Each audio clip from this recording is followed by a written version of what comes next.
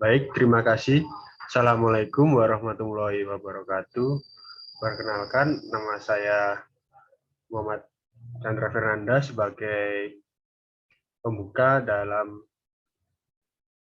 materi presentasi pada kelompok 2. Kelompok 2 kali ini membahas tentang teknik perancangan mekatronika dan robot yang beranggotakan pertama Muhammad Chandra Fernanda, yang kedua Muhammad Irfan Setiawan, yang ketiga Muhammad Tasrullah Effendi.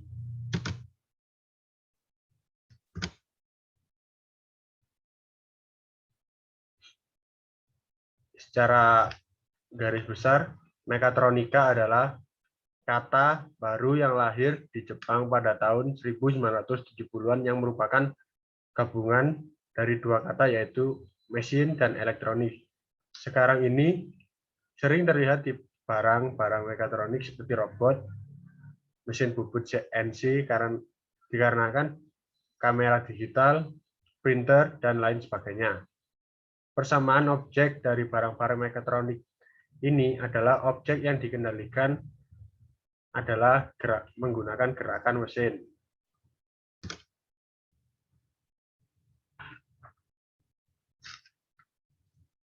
Perkenalkan, nama saya Muhammad Irfan Setiawan. Kali ini saya akan menjelaskan tentang teknik desain robot berorientasi fungsi. Robot berasal dari bahasa Ceko yaitu robota yang memiliki arti pekerja. Definisi robot yaitu segala peralatan otomatis yang dibuat untuk menggantikan fungsi yang selama ini dilakukan oleh manusia. Namun, dalam perkembangan selanjutnya, robot diartikan sebagai manipulator multifungsional yang dapat diprogram, yang dengan pemrograman itu ditunjukkan untuk melakukan sesuatu tugas tertentu. Robot yang diciptakan tidak memiliki tingkah laku dan kemampuan seperti manusia, namun hanya dapat membantu atau menggantikan satu dari sekian pekerjaan manusia. Kemudian, dalam proses perencanaan dan pembuatan robot, diperlukan juga kegiatan yaitu yang pertama, konfigurasi sistem, yang merupakan kegiatan untuk mengatur dan memproses sistem kerja suatu robot dari awal hingga akhir, baik perangkat keras maupun perangkat lunak. Kemudian yang kedua, perencanaan mekanik robot, yaitu proses perencanaan agar dapat melaksanakan tugas dan fungsinya dengan baik dan akurat. Proses ini harus diperhatikan mulai dari pemilihan bahan, desain konstruksi, kekuatan motor, dan kecepatan pemasangan gearbox. Yang terakhir yaitu perancangan dan pembuatan rangkaian masukan robot. Terdiri dari dua yaitu rangkaian sensor dan bagian pengendalian robot.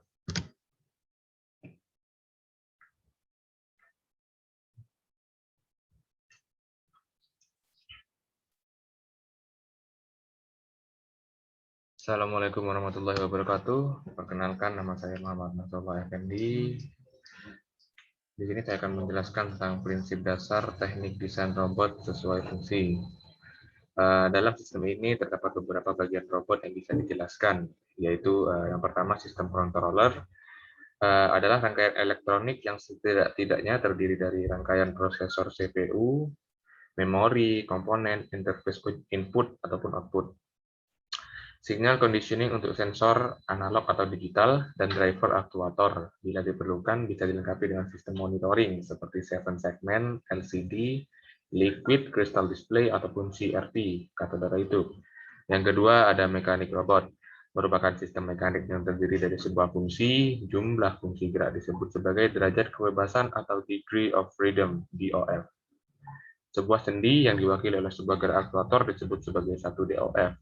Sedangkan derajat kebebasan pada struktur roda dan kaki diukur berdasarkan fungsi holomik dan non-holomik. Yang ketiga ada sensor, merupakan perangkat atau komponen yang bertugas mendeteksi hasil gerakan atau fenomena lingkungan yang diperlukan oleh sistem controller. Yang keempat ada aktuator, merupakan perangkat elektromagnetik yang menghasilkan daya gerakan. Dapat dibuat dari sistem motor listrik DC permanen magnet, brushless, Sun, and series, atau motor DC servo, motor DC stepper ultrasonik, motor linear motor, torque motor. Sistem roda merupakan sistem mekanik yang dapat menggerakkan robot untuk berpindah posisi. Dapat terdiri dari sedikitnya sebuah roda penggerak, drive and steer, dua roda diferensial kiri kanan, independen, ataupun sistem belt seperti tank. Tiga roda, synchro drive, ataupun sistem holomic. 4 roda, Ackermann model atau car-like mobile robot ataupun sistem mecanum wheels.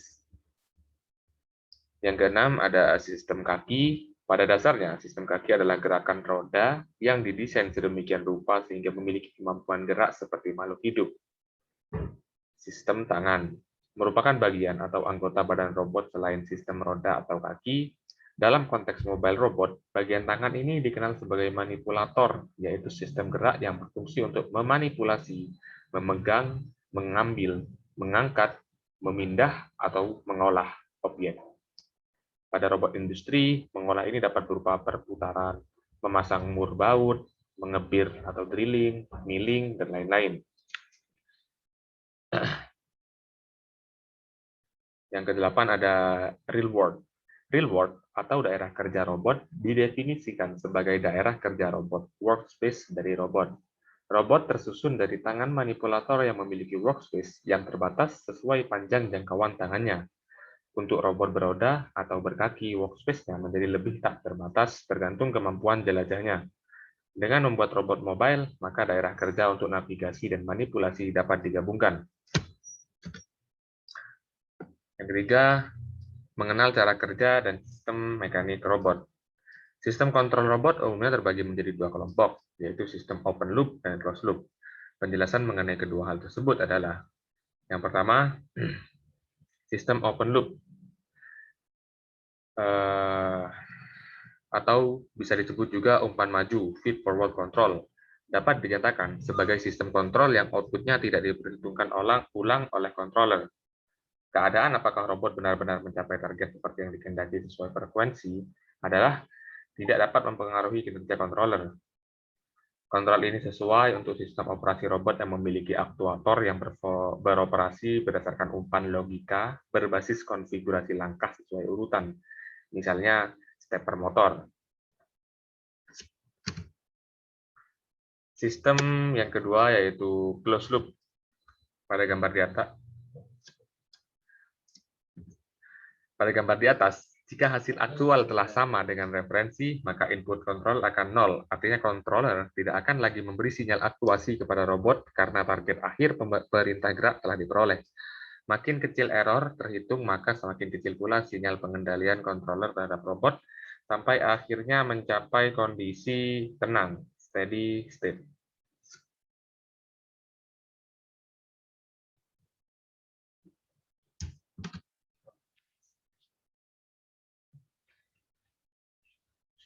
Kemudian yaitu sistem controller. Sistem controller merupakan suatu alat yang berguna untuk mengendalikan, memerintahkan, dan mengatur keadaan dari suatu sistem. Istilah-istilah dalam controller yaitu terdiri dari plans, yaitu suatu peralatan atau suatu kelengkapan dari perangkat mesin yang bekerja bersama untuk mengerjakan suatu tujuan tertentu. Yang kedua, proses, suatu kelanjutan operasi atau pengembangan yang ditandai dengan serangkaian perubahan bertahap yang menggantikan suatu sama lain dengan cara yang relatif tetap dan mengarahkan pada suatu tujuan tertentu. Sistem merupakan kombinasi dari komponen yang bertindak bersama dan melakukan suatu tujuan. Yang keempat, disturbance, yaitu suatu sinyal yang cenderung mempengaruhi nilai keluaran dari suatu sistem. Yang terakhir yaitu feedback control, yaitu mengartikan pada suatu operasi yang memiliki gangguan dan cenderung mengurangi perbedaan di antara keluaran dan referensi sistem.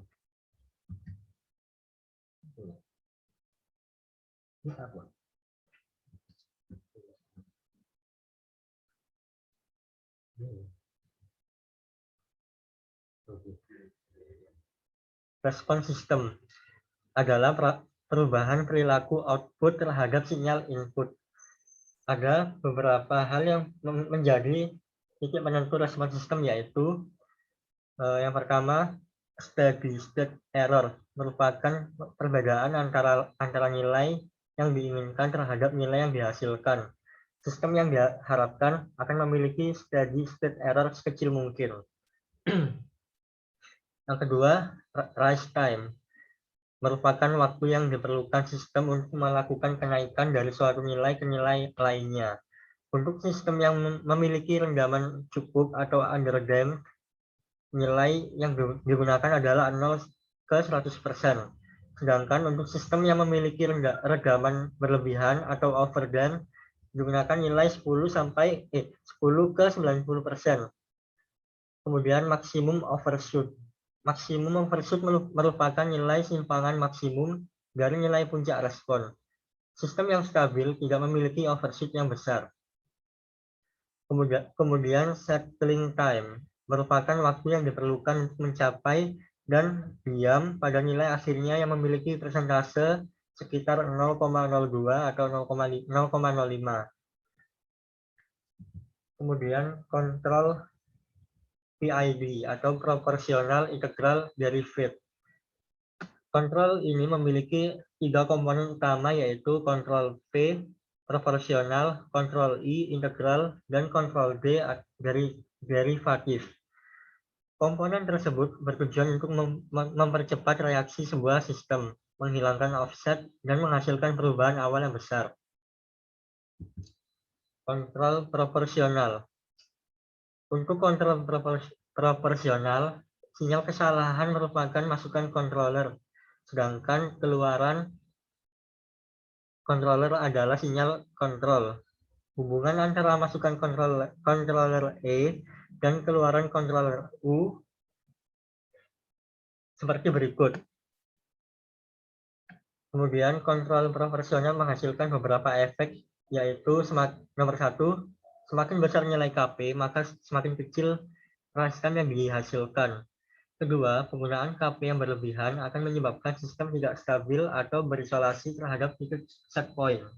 Yang ketiga, nilai KP dapat diset sedemikian sehingga mengurangi steady state error, namun tidak menghilangkannya. Kemudian kontrol integral. Kontrol integral berfungsi menghasilkan respon sistem yang memiliki kesalahan 0. Jika sebuah pengontrol tidak memiliki unsur integrator, pengontrol proporsional tidak mampu menjamin keluaran sistem dengan kesalahan 0. Pada penggunaannya, memberikan beberapa efek lain yaitu sebagai berikut. Yang pertama, keluaran kontrol integral membutuhkan selang waktu sehingga dapat memperlambat respon sistem. Yang kedua, penggunaan kontrol integral dapat mempercepat hilangnya offset. Namun, jika penggunaannya terlalu besar, tingkat osilasi dari keluaran kontrol akan bertambah besar. Yang terakhir yaitu kontrol derivatif. Saat kontrol derivatif ditambahkan pada sistem yang menggunakan kontrol proporsional akan menghasilkan controller yang memiliki sensitivitas tinggi. Selain itu, kontrol derivatif menggunakan laju perubahan dari sinyal error, sehingga menghasilkan nilai koreksi yang baik sebelum sinyal controller menjadi terlalu besar. Sinyal controller ini memiliki karakter untuk mengurangi steady state error, meskipun tidak sebesar yang dilakukan oleh kontrol integral.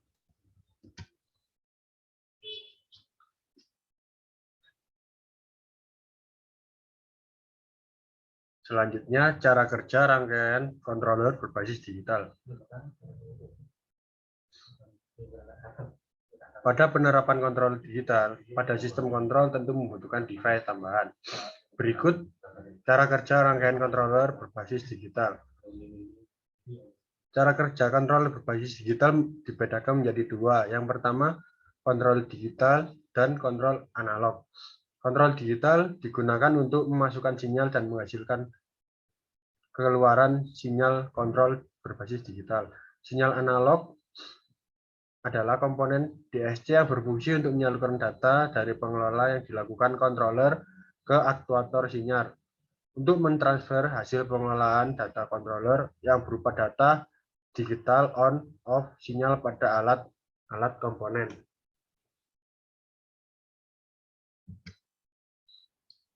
Kegunaan controller digital. Pada kegunaan kontrol digital antara lain digunakan untuk mengubah sinyal kontrol digital ke sinyal kontrol analog sebagai masukan pada aktuator atau proses. Contoh controller digital yaitu controller yang banyak digunakan adalah programmable logic controller atau PLC.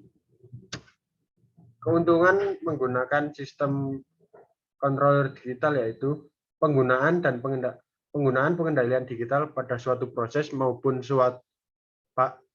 pada suatu pengendali memiliki keuntungan sebagai berikut.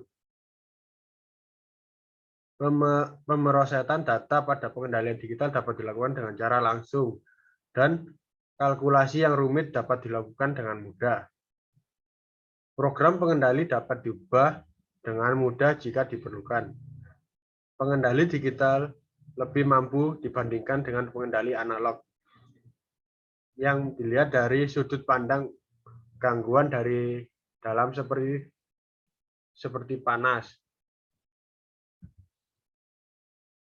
Pada aspek digital, kontrol digital juga mempunyai kelemahan. Yang pertama, proses cuplik atau kuantisasi cenderung menimbulkan error yang mengurangi performa sistem. Yang kedua, perancangan untuk memperbaiki degradasi performa tersebut lebih rumit jika dibandingkan dengan sistem analog atau skala yang sama.